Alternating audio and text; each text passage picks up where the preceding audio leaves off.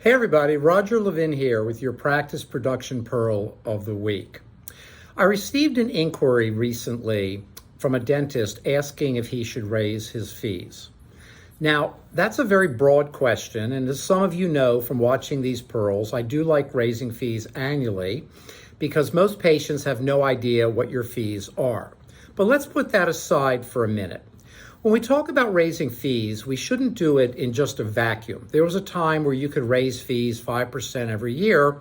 There was also a time where you didn't have dental insurance. So if you're not one of the 11% of practices that are still completely fee for service, you do have to contend with that insurance factor as well. But when it comes to raising fees, we ought to step back and think a little bit and analyze. Instead of just looking at fees, we need to have a process.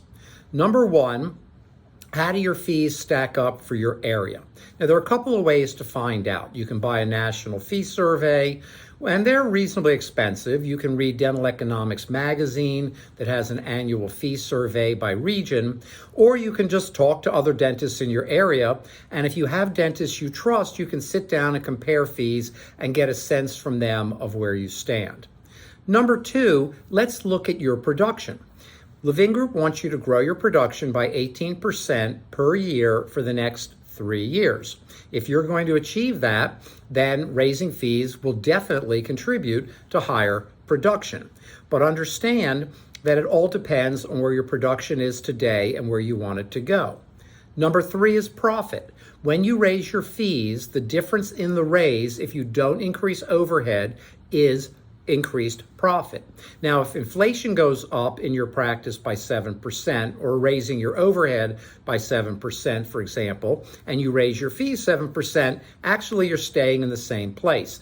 Even more important to keep up with inflation or increased costs. And by the way, it's not just in a down economy that you get inflation. Dentistry has inflation and increased costs every single year, and we need to make sure our fees accommodate that. But I'm also looking for increased profit margin.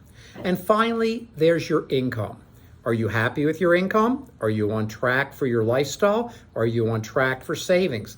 Everybody always would like to have more, and that's normal, but part of fee raising is to go all the way through production to profit margin to profit, all the way through to income. So please consider all of those in whether you should raise your fees and by how much. Now, let me end by saying that I do like raising fees each year.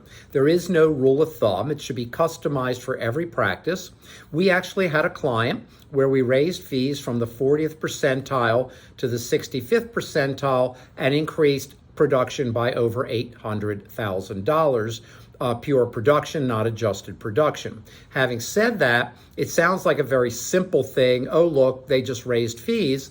It was part of a total consulting program. But my point is, if that is one thing you do that has significant impact, if your fees are too low, your production's going to rise. And that's what we're all about.